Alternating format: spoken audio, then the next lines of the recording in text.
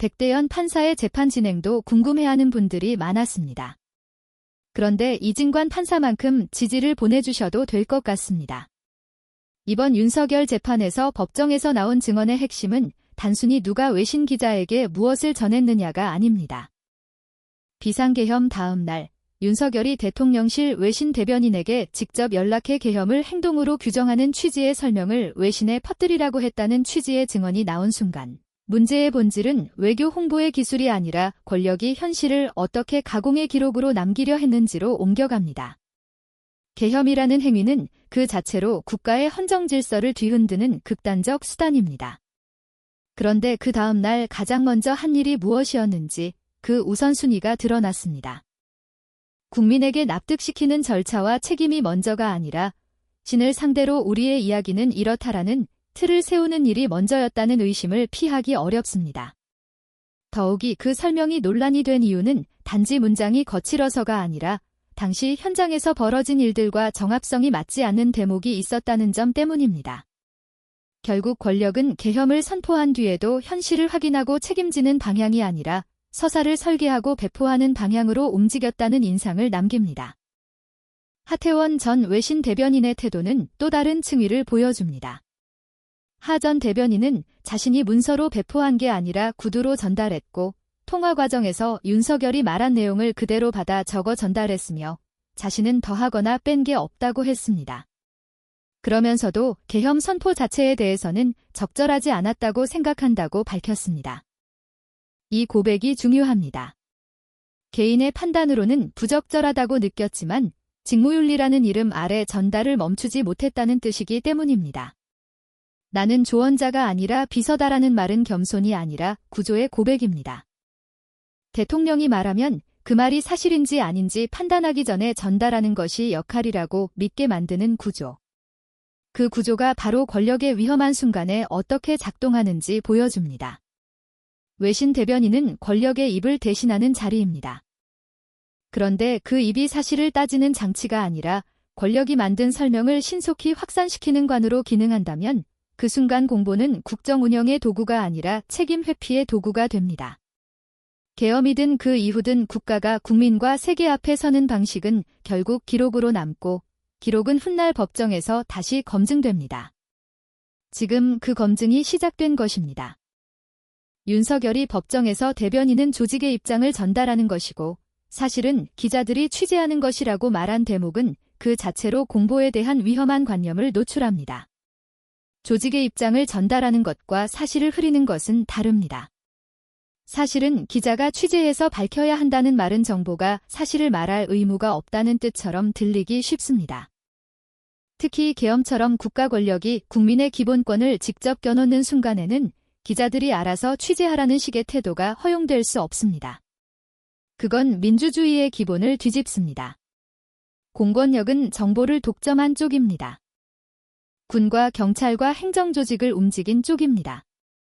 그 권력이 스스로를 설명하는 자리에서 사실 여부는 시간이 지나봐야 안다는 식으로 책임을 미루면 결국 남는 것은 선전과 혼란뿐입니다.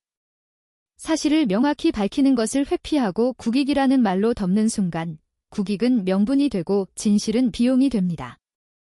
그런데 국익은 진실을 바탕으로 세워지는 것이지 진실을 희생해 만들어지는 것이 아닙니다.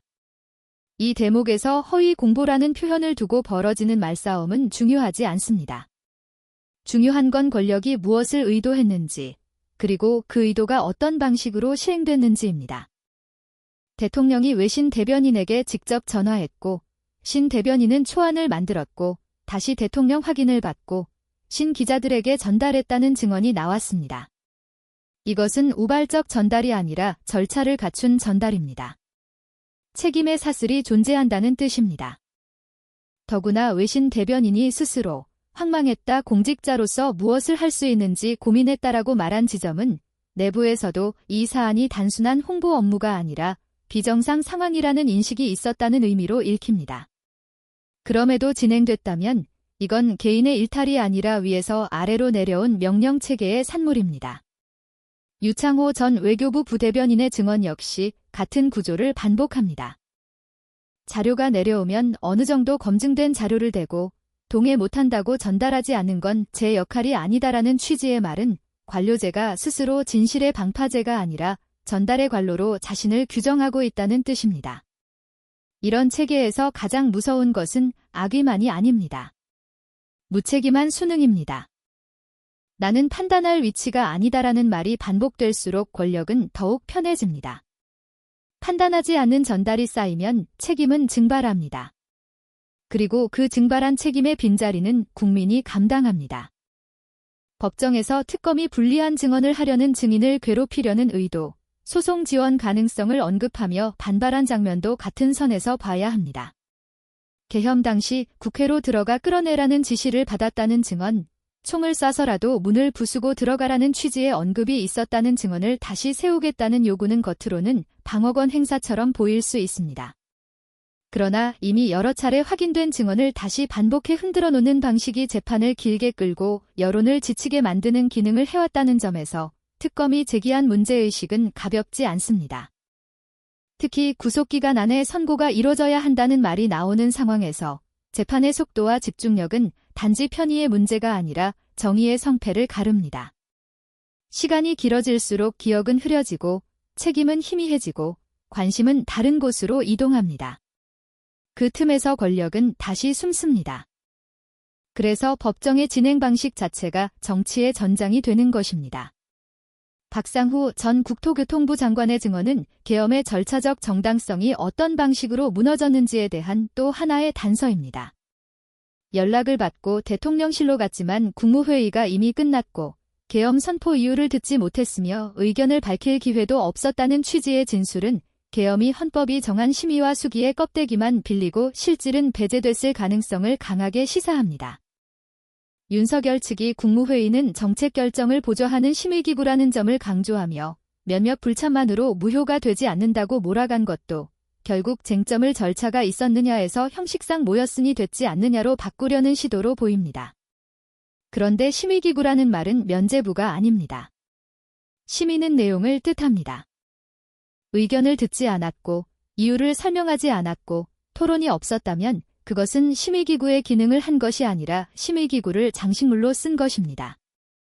이런 장식물 국무회의가 허용되는 순간 앞으로 어떤 권력도 마음만 먹으면 헌법의 절차를 형식으로만 남겨놓고 실질을 제거할 수 있게 됩니다. 계엄의 위험은 바로 여기에 있습니다. 한번 열어놓으면 다음은 더 쉬워집니다. 그리고 이 모든 장면은 결국 재판부가 어떤 태도로 법정을 통제하느냐와 직결됩니다. 백대현 판사가 진행하는 재판을 두고 조용한 카리스마라는 평가가 나오는 이유는 목소리를 키워서 권위를 세우는 방식이 아니라 절차와 질문, 제지와 정리로 법정을 지배하기 때문일 겁니다. 법정이 엄중할수록 변호인도 말에 기술로 분위기를 흔들기 어렵습니다. 피고인이 직접 말을 끼워 넣어 프레임을 만들려 할 때도 그걸 어디까지 허용하고 어디서 끊어야 하는지 재판부가 분명한 기준을 갖고 있을 때 법정은 정치 무대가 아니라 판단의 공간으로 남습니다. 국민들이 특정 재판부의 진행을 유심히 보는 것도 그 때문입니다. 지금 필요한 건 화려한 말이 아니라 기록을 정리하고 쟁점을 고정하고 시간을 관리하는 힘입니다. 내란과 계엄 같은 사건에서 재판의 품질은 곧 국가의 품질이 됩니다. 이 지점에서 왜 어떤 판사가 맡았느냐라는 질문이 단순한 팬심이나 취향의 문제가 아니라는 점이 드러납니다. 선거와 정치부패 전담부의 성격상 사건이 무작위 배당이라면 특정 판사들이 맡는 흐름이 자연스러웠을 것이라는 이야기가 나옵니다. 그런데 그 자연스러운 흐름이 비켜갔다는 의혹, 그리고 그 과정에 조이대가 개입해 직위원에게 지정 배당을 했다는 의혹이 거세게 제기되면서 사법 신뢰의 바닥이 흔들립니다. 백대현 판사 같은 재판 진행이 주목받는 이유는 영웅을 기다려서가 아니라 그 정도의 엄정함과 관리 능력이 이 사건의 최소 조건이기 때문입니다. 내란과 계엄을 다루는 재판은 피고인의 말솜씨로 흔들리면 안 되고 변호인단의 전략으로 질질 끌려가서도 안 됩니다. 그리고 법원의 배당과 운영이 의심받는 순간 사법은 스스로를 보호하는 듯 보이면서 동시에 스스로를 무너뜨립니다. 지금은 그 고리를 끊어야 합니다. 말이 아니라 기록으로, 감정이 아니라 절차로, 구호가 아니라 제도로 끊어야 합니다. 그래야 다음 권력이 다음 위기에서 해도 되겠다라는 유혹을 떠올리지 못합니다. 오늘 내용은 여기까지입니다. 유익하셨다면 구독과 좋아요로 영상 제작에 힘을 주시기 바랍니다. 국민을 위한 정치 논평, 정치보감은 최선을 다하겠습니다.